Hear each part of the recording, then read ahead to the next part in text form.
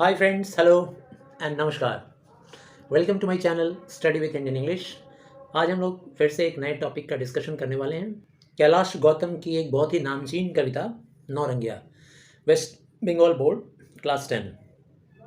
नौरंगिया एक lady character है जो कि हमारे देश के तमाम पिछड़ी हुई जनजातियाँ, अनुसूचित जातियाँ या फिर जो गरीब महिलाएं हैं जो रोज़मर्रा के जीवन में काम काज करके दो जन की रोटी को कमा पाती हैं, जिनके घर में पति तो होता है लेकिन सिर्फ नाम का होता है, जिनके घर में या तो छोटे छोटे बच्चे हैं या तो फिर नहीं हैं, घर की जिम्मेदारी उन्हीं महिलाओं के ऊपर होता है। वो महिलाएं दिन से लेकर रात तक, सुबह जब से उठती हैं, रात जब तक सोती नहीं हैं, तब तक वो काम करती रहती हैं और जीविकोपार्जन की व्यवस्था करती हैं। यानी कि जीविका को जीने के लिए धन अर्जित करना और उससे घर चलाना, संसार चलाना। उनका पति भी इतना नालायक होता है कि वो उन्हीं की कमाई पर जीता है और उनका संसार इस तरह से उनकी कड़ी मेहनत और कड़ी परिश्रम से चलता है। लेकिन इतना ही नहीं, उस परिश्रम का रिवॉर्ड समाज उन्हें नहीं देता है, बल्कि समाज में हमारे महिलाओं को हम लोग यूँ तो कहते हैं कि देवी है, दुर्गा है, माँ काली है, लक्ष्मी है, हमारे यहाँ महिलाओं की पूजा होती है। लेकिन वो प्रैक्टिकली कितना होती है ये तो हम लोग नहीं बता सकते। और या अगर आंकड़े अगर आप हम लोग देखें तो आंकड़ों से ये पता चलेगा कि जिन महिलाओं की हम लोग पूजा करने की बात करते हैं, उन महिलाओं के प्रति हमारे समाज की जो दृष्टि होती है वो कहीं शुभ नहीं है। मतलब अच्छी दृष्टि नहीं रखी जाती उन महिलाओं के ऊपर।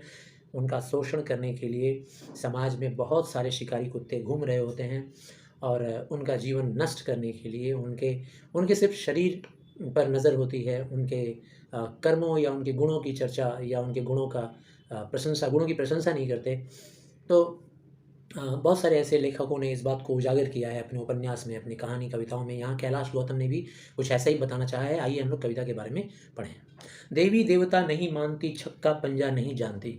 देवी देवता नहीं मानते यानी बहुत सारे लोग तो ऐसे हैं जो बहुत पढ़ लिख कर ज़्यादा ज्ञान अर्जन करने के बाद इस नतीजे पर पहुँचते हैं कि धर्म तो है और इस सृष्टि को संचालित करने वाली एक असीम शक्ति भी है, जिसे हम लोग ईश्वर कहते हैं। लेकिन वो जो ईश्वर का रूप होता है, जो मंदिरों में बैठाए जाते हैं और स्थापित करके उनकी पूजा की जाती है, उन देवी देवताओं को, मूर्ति की पूजा करने वाला एक बहुत बड़ा वर्ग हमारे देश में है। तो एक ऐसा भी वर्ग है जो इन देवी देवताओं को नहीं मानता है। वो कड़ी परिश्रम, कड़ी मेहनत को ज़्यादा अहमियत देता है। उसका ये मानना है कि अगर ये देवी देवता होते तो संसार में मनुष्य के बीच में इतना ज़्यादा मतभेद और अंतर नहीं होता कि एक वर्ग इतना अमीर है, एक वर्ग इतना गरीब है, एक वर्ग शोषण करने वाला है तो दूसरा वर्ग शोषित है, शोषित वर्ग है, यानी जिसका शोषण हो रहा है। तो इसीलिए ईश्वर से विश्वास हट जाता है। कुछ ऐसा वर्ग भी हमारे समाज में है। तो नौरंगिया उसी में से एक है जो देवी देवता नहीं मानती है, छक्का पंजा नहीं जानती। यानी लोगों के साथ इधर उधर की बातें, टाल मटोल की बातें, झूठ कह के अपना स्वार्थ साधना, अपने स्वार्थ को पूरा कर लेना, इस तरह के जो चक्कर में रहते हैं, ऐसे लोगों को कहा जाता है कि वो लोग छक्के पंजे वाले लोग हैं। छक्के पंजे वाले लोग मतलब इधर की बात उधर करके, झूठ बोलकर या किसी की झूठी प्रशंसा करके या किसी की बुराई करके अपने स्वार्थ की पूर्ति कर लेते हैं। तो नौरंगिया ऐसी महिला नहीं है। ताकतवर से लोहा लेती। अच्छा, हमारे समाज में एक ऐसा भी वर्ग है जो ताकतवरों से भिड़ना नहीं चाहता, क्योंकि ताकतवर उनको कहते हैं जो धन से परिपूर्ण हैं, जो जिनके पास सामाजिक शक्ति भी होती है, जिनके पास राजनीतिक शक्ति भी होती है। थाना, पुलिस, इन सब का भी जान पहचान उनके पास होता है। सब लोगों को पॉकेट में लेके ऐसे लोग घूमते हैं। तो ताकतवर ऐसे लोगों को समाज में कहा जाता है। ऐसे ताकतवर लोगों से कोई मुँह नहीं लगता। लेकिन नौरंगिया इतनी स्वाभिमानी है वो महिला, ये ताकतवर लोगों से भी लोहा ले लेती है। लोहा लेना एक मुहावरा है जिसका मतलब दुश्मनी मोल ले लेना, यानी कि वो अपने आप को एकदम कम नहीं मानती है, कहीं अन्याय नहीं होने देती अपने साथ। अपने बूते करती खेती, यानी उसकी जो बलबूते हैं, बलबूते का मतलब अपने बूते मतलब अपने बल पर, यानी वो किसी का मदद नहीं लेती, किसी का सहारा नहीं लेती है। और उसके पास जो भी छोटा सा प्लॉट ऑफ लैंड है, ज़मीन है, उस ज़मीन को जोतना, बोना, सिंचाई करना, काटना, उसका मतलब उसका अनाज उपज करना खुद करती है। मर्द निखट्टू जनखा जोइला। निखट्टू मतलब आलसी, जनखा मतलब जिसे हम लोग कहते हैं नामर्द यानी हिजड़ा, और जोइला, जोइला मतलब होता है कामचोर। तो उसका जो मर्द है, मर्द यानी मर्द, उसका पुरुष, उसका पति, वो आलसी है, हिजड़ा है और कामचोर है। हिजड़ा इन द सेंस शारीरिक रूप से हिजड़ा नहीं रहा होगा। हिजड़ा बोलने का मतलब होता है कि भाई जो मर्दाना काम ना करे, जो बाहर जाकर जिम्मेदारियों को पूरा ना करे, अपने परिवार को जिम्मेदारी ना ले परिवार का, काम ना करे, आलस में रहे, घर में रहे, सारा दिन दारू पिए, नशा करे और अपने सामाजिक और पारिवारिक जिम्मेदारियों से दूर रहे, उसे कहा गया है हिजड़ा। तो लाल न होता ऐसा कोयला, यानी जैसे कोयला जो होता है ना वो काला होता है और उसके ऊपर कोई कलर नहीं चढ़ता है। कलर चढ़ने का मतलब बदलाव आना, उसके अंदर चेंजेस आना। तो उसका पति ऐसा है कि चाहे नौरंगिया कुछ भी कह ले, कितना भी उसके ऊपर चिल्ला ले, कितनी भी गालियाँ गलौज कर ले, कितना भी अपमानित कर ले, लेकिन उसका रंग नहीं बदलता। लाल न होता ऐसा कोयला, उसको भी वह शान से जीती। लेकिन ऐसा पुरुष पा करके भी उसे वह शान से जीती है। शान से जीने का तात्पर्य भाई भला है बुरा है जैसा भी है, मेरा पति मेरा देवता है, गाना आपने सुना होगा। तो वो एक ऐसी भारतीय नारी है, भले ही गरीब वर्ग की है, लेकिन वो कहती है कि जो भी हो मेरा पति सिर्फ मेरा है, और उसे वो शान से जीती है। संग संग खाती संग संग पीती, यानी उस पति के साथ साथ वो खाती भी है और उसी के साथ वह पानी वगैरह पीना, खाना पीना एक साथ आता है, द्वंद्व समास, यानी कि खाना पीना सब कुछ अपने पति के साथ ही करती है। आइए नेक्स्ट पेज पर आए। गांव गली की चर्चा में वह सुर्खी सी अखबार की है, नौरंगिया गंगा पार की है। इस तरह से हमें पढ़ना है, गांव गली की चर्चा में वह, यानी उसके गांव में, छोटे छोटे नुक्कड़ों में, गलियों में, हर जगह नौरंगिया ही चर्चा का विषय है। यानी गांव के बूढ़े बुजुर्ग नौजवान जो भी जहाँ भी बैठता है, नुक्कड़ पे, पीपल के पेड़ के नीचे ताश की पत्तियाँ खेलते या फिर बाजार जाते, जहाँ भी सब लोग किसकी चर्चा करते हैं भाई? नौरंगिया की। चर्चे वाली है ही, भले ही गरीब है लेकिन स्वाभिमानी है, तमाम उसके अंदर गुण हैं, तरह तरह की उसके बारे में चर्चाएं होती हैं। कुछ महिलाएं पॉजिटिव चर्चा भी करती हैं तो कुछ नेगेटिव चर्चा भी करती हैं, नकारात्मक चर्चाएं भी होती हैं उसके बारे में। कुछ लोग ईर्ष्यावश जलन से चर्चा करते हैं, कुछ लोग शाबाशी में करते होंगे, कुछ महिलाएं शाबाशी करती होंगी। तो हर जगह हर गली में कुछ लोग उसके चाल चलन, उसके ढंग को देखकर, कुछ लोग उसकी जवानी को लेकर, कुछ उसके सुंदरता को लेकर चर्चा करते होंगे, कुछ उसकी गरीबी को लेकर चर्चा करते होंगे। सुर्खी सी अखबार की है, जैसे अखबार में हेडलाइंस होता है ना, सुर्खियाँ होती हैं जिसे हम लोग हेडलाइन बोलते हैं। तो जैसे अखबार की सुर्खियों की चर्चा होती है कि आज अभिषेक बनर्जी ने ऐसा कहा, आज ममता बनर्जी ने ऐसा कहा, नरेंद्र मोदी ने ये कह दिया, ठीक है। हमारे वेस्ट बंगाल में होता है चाय की दुकानों पर, आज के दीदी एमन बोले छे, आज के नरेंद्र मोदी यही रकम बोले छे, ठीक ना, यही सब ठीक चलছে ना, আমাদের দেশের কি অবস্থা হয়ে যাচ্ছে, ঠিক তো ऐसे हम लोग चर्चाएं करते हैं। दीदी আমাদের खूब ভালো একটা কথা বলেছেন, আমাদের জন্য স্বাস্থ্য সাথী নিয়ে আসছেন, এই तरह की चर्चाएं होती हैं। तो उसके लिए भी चर्चा होती रहती है। नौरंगिया गंगा पार की है, तो कहाँ की है भाई? तो शायद उसके गांव के बगल में गंगा होगा, और कैलाश गौतम कवि काव्य सौंदर्य को बढ़ाने के लिए गंगा पार की है, ये करीब करीब कुछ कुछ लाइनों के अंतराल पे बोले ही जा रहे हैं। कसी देह और भरी जवानी, शीशे के सांचे में पानी, सिहरन पहने हुए अमोले, काला भंवरा मुंह पर डोले, सौ सौ पानी रंग धुले हैं, कहने को कुछ होठ खुले हैं, अद्भुत है ईश्वर की रचना, सबसे बड़ी चुनौती बचना, जैसी नीयत लेखपाल की वैसी ठेकेदार की है, नौरंगिया गंगा पार की है। तो अब दूसरा स्टैंडर्ड देखिए, कसी देह और भरी जवानी, यानी कि उसकी सुंदरता के बारे में अब देखिए।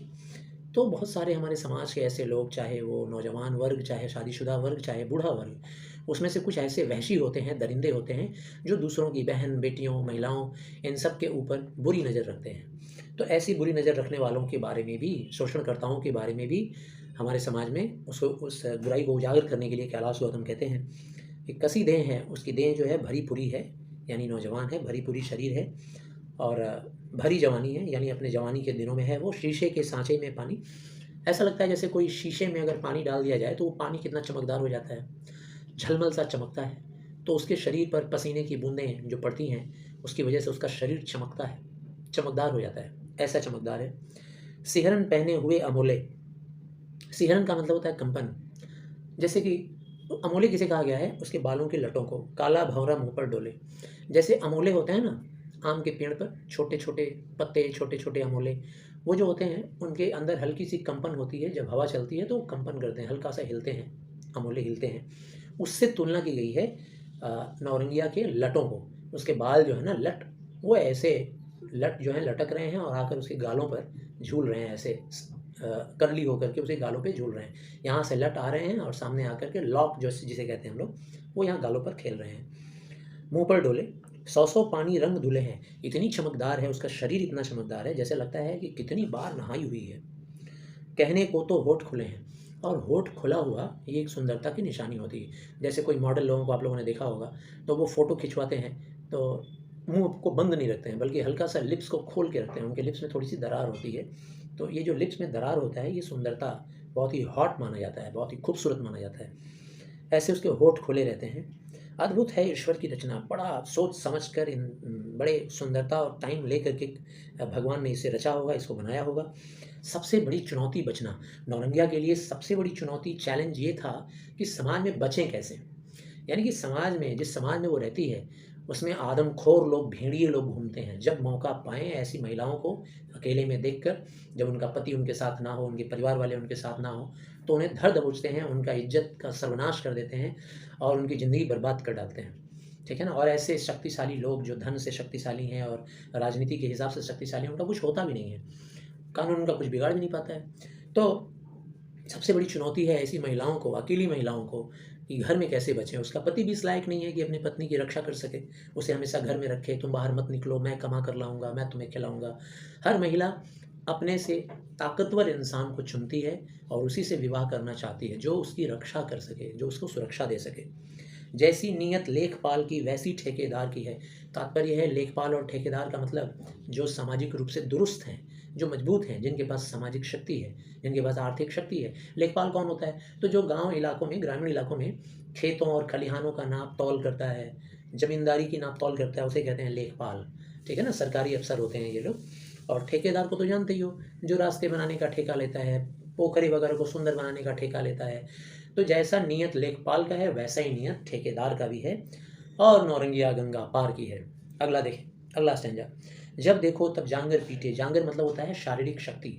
जब देखो नौरंगिया को कुछ ना कुछ करते ही रहती है। जैसे हम लोग कहते हैं ना, कोई आदमी लगातार काम करते रहता है तो हम लोग बोलते हैं, क्या भाई, शरीर में क्या बेचैनी हो रही है? तुमको हमेशा लड़ते रहते हो, अपने शरीर को हमेशा काम में लगाए रहते हो। जब देखो तब जांगर पीटे, हार न माने काम घसीटे। काम को तो वो यूं यूं यूं घसीट देती है। मतलब कोई भी काम हो, किसी भी वक्त वो खाली नहीं बैठती, जब देखो लगी रहती है, किसी भी काम को घसीट के ख़त्म कर देती है। जब तक जागे तब तक भागे, और जब तक जागती है तब तक वो इस काम से उस काम, उस काम से उस काम, इस काम से उस काम दौड़ती रहती है। कभी शांति से नहीं बैठती है। काम के आगे, काम के पीछे, काम ही काम उसके आगे पीछे रहता है। ऊपर नीचे, आगे पीछे, जहाँ देखो काम है। बस ये काम कर लिया, चलो वो काम कर लिया, चलो वो। मतलब उसका पति जो होता है वो तो बेकार है, किसी काम का है नहीं। तो पति के हिस्से की भी काम, अपने हिस्से का भी काम, बाल बच्चे उसके हैं नहीं। बिच्छू गोजर सांप मारती, सुनती रहती विविध भारती। और बिच्छू और गोजर, भाई गांव की ग्रामीण महिलाएं जो होती हैं बड़ी हिम्मती होती हैं। और हमारे शहर की महिलाएं, वो लोग अगर तेल चट्टा भी देख लें, यानी जिसे हम लोग कॉकरोच कहते हैं, तो उनका तो प्राण निकल आएगा, बाहर जान निकल जाएगा। तो वो गांव की ग्रामीण महिला है, जहाँ तहाँ उसका सामना होते ही रहता है, बिच्छू से सामना हो जाता है, गोजर से, गोजर जिसके बहुत सारे पैर होते हैं, ठीक है ना, सेंटीपोड्स वगैरह। और सांप मारती, सांप अगर मिल जाए तो सांप को भी मार देती है। और सुनती रहती विविध भारती। आज के बच्चे शायद विविध भारती नहीं जानते होंगे, हमारा बचपन विविध भारती के साथ गुजरा है। हम लोग जब छोटे बच्चे थे ना, तो रेडियो में प्रोग्राम आता था विविध भारती सुबह 9 बजे, और आकाशवाणी से। और उसमें बहुत सारे गाने आते थे, नाटक आता था, उसको हम लोग कान से सिर्फ सुनते थे, देख तो पाते नहीं थे। तब ना रेडियो, मतलब ना टेलीविज़न का बहुत ज़्यादा प्रचलन था, सबके घर में टेलीविज़न भी नहीं था, सबके घर में नेट नहीं था, लैपटॉप नहीं था, कंप्यूटर नहीं था, हम लोग रेडियो पे ही आधारित थे। तो नौरंगिया विविध भारती सुनती रहती है। बिल्कुल है लाठी सी सीधी, भोला चेहरा, बोली मीठी। लाठी सी सीधी मतलब वो बिना मतलब किसी के टांग, मतलब किसी के काम में टांग अड़ाने वाली महिला नहीं है। मतलब अपने काम से काम रखने वाली महिला है, बिना बोले किसी से उलझती भी नहीं है, एकदम सी लाठी से सीधी है। सीधी मतलब ऐसा नहीं कि ऐसे सीधी है, नो, नॉट लाइक दिस। सीधी बोलने का मतलब सीधी सादी महिला है, उलझने वाली नहीं है। भोला चेहरा, बोली मीठी। चेहरा भी उसका जो रूप है बहुत सलोना है, प्यारा सा है। बोली बड़ी सॉफ्ट स्पोकन है, बड़ी मीठी सी है, बड़ी प्यारी सी है, किसी का भी मन मोह ले अपनी बोली से। किसी भी काकी, किसी भी चाची, किसी भी चाचा का मन मोह ले। आँखों में जीवन के सपने, तैयारी त्योहार की है। और भाई जीवन कौन जीता है? जो हर रोज़ को सेलिब्रेट करे, जो हर रोज़ को फेस्टिवल माने, ठीक है ना, जो ये सोचे कि जीवन एक फेस्टिवल है, इसे एंजॉय कीजिए। जिसके आँखों में जीवन है, अब वो कौन है भाई? वो आदमी कैसे जीवन जिएगा जिसके आँखों में मरा हुआ हमेशा छाया हुआ है? अब जी के क्या करेंगे भाई, हमारा तो सब कुछ लुट गया, सब कुछ बर्बाद हो गया। ऐसा नहीं है, उसको तो हर वक्त, हर दिन ऐसा महसूस होता है कि मेरे लाइफ का फेस्टिवल है और मुझे जीना है, इतनी गरीबी में भी। ये संदेश है उन लोगों के लिए जिनके पास पैसे तो हैं लेकिन हमेशा रोते रहते हैं, अब हम क्या करेंगे, हमारा तो इतना नुकसान हो गया, हम क्या करेंगे भाई, यहाँ पैसा नहीं खर्च करेंगे, बेकार का यहाँ पैसा खर्च करना है। जीवन जी लो, ये पैसा रह जाएगा ऐसे ही, हम तुम चले जाएंगे, एंजॉय कर लो। तो ये संदेश दे रही है नौरंगिया कि इतनी गरीबी में भी जीवन को फेस्टिवल की तरह जीने वाली और आंखों में जीवन के सपने हैं, नौरंगिया गंगा पार की है। आखिरी, ढहती भीत पुरानी छाजन। अब सोचो ऐसा इंसान जिसका घर का भीत ढहने वाला हो, भीत मतलब दीवार, ये जो दीवार है इसे कहते हैं हम लोग भीत। तो वो शायद मिट्टी के घर में रहती होगी, उसका घर गिरने वाला होगा, पानी में भीग भीग कर, गीला होकर, ऐसी स्थिति में उसके घर का भीत है। पुरानी छाजन, तो गरीब लोग जो रहते हैं उनके भाई घर के ऊपर तो कोई छत होता नहीं है, पुआल से, घास फूस से, सूखे हुए चीज़ों से मिला मिला कर, लकड़ी वकड़ी बांध बांध के किसी तरह छज्जा बना लेते हैं, सिर को ढक लेते हैं, धूप से बचा लेते हैं, बारिश से बचा लेते हैं। पकी फसल तो खड़े महाजन, और बेचारी के पास जो भी ज़मीन है उस पर जब वो खेती करती है तो लोगों से उधार कर्ज लेकर कि भैया बीज खरीदने के लिए पैसा दे दो हमको, सिंचाई करनी है पैसे दे दो, ठीक है ना, हल चलाना है उसके लिए बैल का भाड़ा लेना है तो पैसे दे दो। तो सबसे पैसे ले करके उधार में, कर्ज में, जिसके ऊपर सूद लगना है, 6 महीने के लिए कर्ज लेती है और फिर खेती करती है, ताकि खेती का जब फसल उगेगा उसको काट लेंगे तो बेचेंगे, बेच कर सबका कर्ज चुका देंगे।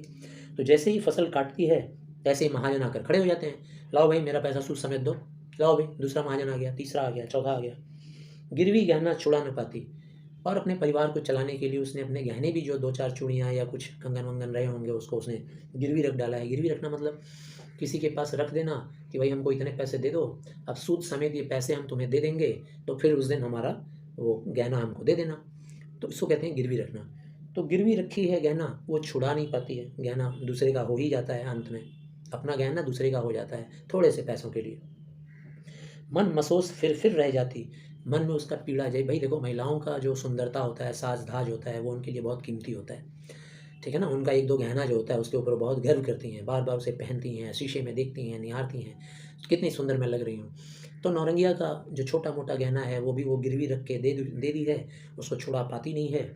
कितना महंगा गहना, उसको मामूली से पैसे के लिए गिरवी रख दी, और उसका मन महसूस महसूस कर रह जाता है, पीड़ित हो जाता है, किसी लगता है इस जीवन में अपना गहना नहीं पाऊंगी मैं।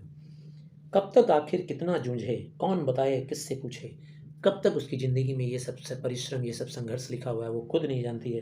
कितना और जूझेगी भाई, कौन बताए, कौन बताएगा उसको कि और कितने दिन का तुम्हारा कष्ट बचा हुआ है। हमको तुमको कोई बता सकता है क्या कि तुम्हारी लाइफ में और इतने ही दिन कष्ट बचा हुआ है। हम तुम कितना कष्ट में ज़िंदगी जी रहे होते हैं, लेकिन हम लोग क्या किसी से पूछ सकते हैं? कोई बता पाएगा कि भाई और कितना झेलूँ? कोई बता दो, कोई उसको भी नहीं बता सकता। जाने क्या क्या टूटा फूटा, लेकिन हंसना कभी न छूटा। ना जाने उसके जीवन में क्या टूट गया है, क्या फूट गया है, क्या बिछड़ गया है, कितना चीज़ को संवारना है, कितना चीज़ को सुधारना है, लेकिन हंसना कभी नहीं छूटा है। हंसना उसका एक बहुत बड़ा गुण है, जो ज़िंदगी को जी रही है, हंस कर निभा रही है। पैरों में मंगनी के चप्पल, यहाँ तक कि चप्पल भी खरीदने की औकात नहीं है नौरंगिया की, दूसरों से चप्पल मांग कर पहनती है।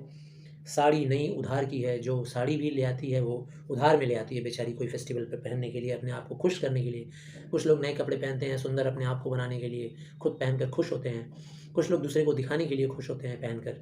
तो चाहे जैसे भी, वो खुद ही पहनकर खुश होने वाली महिला है, किसी को आकर्षित करने वाली नहीं है, काफ़ी स्वाभिमानी है, और ऐसी नौरंगिया गंगा पार की है। तो ये एक बहुत बड़ा लेसन है, गरीबी में भी ज़िंदगी को खूबसूरती के साथ जीना और ज़िंदगी के साथ किए हुए प्रॉमिस को निभाने का एक बहुत खूबसूरत कविता है।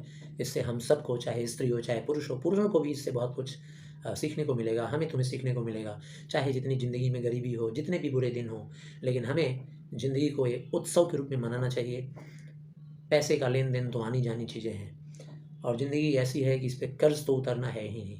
ज़िंदगी भर कर्ज़ है, जिससे जन्म लिए हैं उसका कर्ज़ है, समाज का कर्ज़ है, दोस्तों का कर्ज़ है, शिक्षक का कर्ज़ है, हर जगह कर्ज़ तुम्हें चुकाना है। तो ये कर्ज़ कभी ख़त्म होने वाला नहीं है।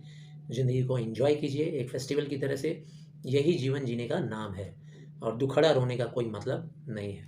थैंक यू बच्चों, वीडियो को काफ़ी शेयर कीजिए, लाइक ज़रूर कर दिया कीजिए, और कुछ ज़रूरी हो तो आप कमेंट बॉक्स में लिख सकते हैं, मैं ट्राई करूँगा उसका आंसर देने का।